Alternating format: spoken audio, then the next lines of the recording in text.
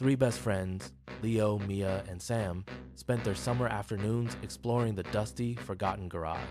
Hidden beneath a pile of moth-eaten blankets, they discovered a mysterious, intricately carved wooden Ouija board. The air in the garage grew heavy and cold as they cleared the dust from the surface. Curiosity overcame their hesitation, and they sat in a circle, placing their fingers on the planchette. They asked if anyone was there, expecting nothing but silence in the dim, cramped space.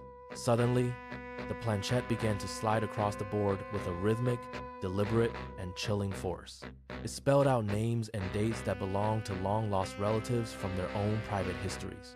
Leo gasped as the board revealed a secret he had never told a single living soul. Mia watched in terror as the planchette moved to spell out a warning about her future. Sam tried to pull his hand away, but the board seemed to hold him there firmly. The spirit was no longer a game. It was an entity that knew their deepest fears. It spoke of a hidden treasure buried beneath the very floorboards of the old garage. The friends looked at each other, their faces pale in the flickering light of the afternoon. They realized the board was not just a toy, but a gateway to a forgotten truth. The spirit demanded a price for the knowledge it had shared with the three young friends. It asked them to return a lost locket to the grave of a woman long forgotten. The friends felt a strange compulsion to obey the spirit, as if their fates were linked. They grabbed their flashlights and ventured out into the woods behind the old, decaying property. The forest was silent, save for the crunching of dry leaves beneath their trembling, hesitant feet. They found the overgrown cemetery, where ivy choked the tombstones like a thick, green shroud. The planchette, which they had brought along, grew warm in Mia's hand as they approached. They located the grave marked with the name the spirit had whispered to them earlier. With shaking hands, they buried the locket deep within the soft, damp earth of the grave. A sudden gust of wind swept through the trees, carrying the faint sound of a sigh. The heavy feeling in the air lifted, replaced by a sense of profound, quiet peace. They returned to the garage, but the Ouija board was now nothing more than plain wood. The mysterious carvings had faded away, leaving the surface smooth and completely devoid of magic.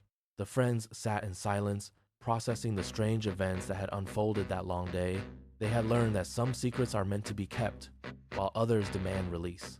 The bond between the three friends had been tested and ultimately strengthened by the experience.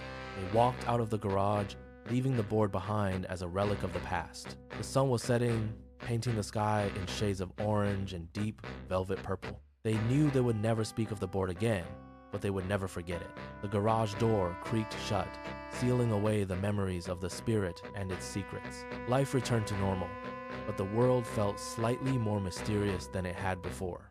They walked home together, knowing that their friendship was now anchored by a shared truth. Every shadow in the woods seemed to hold a story waiting to be told or found. They looked back at the garage one last time, seeing only a simple, weathered structure. The spirit was at rest, and the friends were finally free from its haunting, ancient influence. They realized that the past is never truly gone. It just waits for the right moment. The journey had changed them, making them more aware of the unseen world around them. They promised to protect each other, no matter what mysteries the future might hold ahead. The stars began to twinkle in the night sky, guiding them safely back to their homes. Each friend felt a sense of relief, knowing they had done the right thing today. The lesson of the board was simple: respect the spirits and honor the forgotten dead. They slept soundly that night, dreaming of adventures that were far less dangerous than this. The next morning, the garage was sold, and the new owners cleared out the junk. The board was discarded in the trash, its purpose fulfilled, and its story finally finished. The friends met at the park, laughing about the mundane things of their daily lives.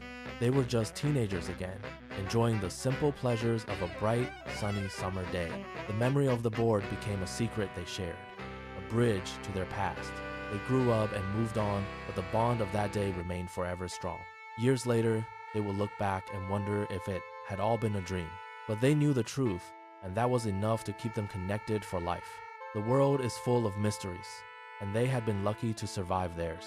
They lived their lives with kindness, always remembering the spirit that had guided them home. Their story became a legend among their own families, a tale told by the fire. It served as a reminder that some things are better left undisturbed by the living. And so, the three friends lived happily, forever changed by the magic of the board. The end of their story was just the beginning of a lifetime of shared wisdom.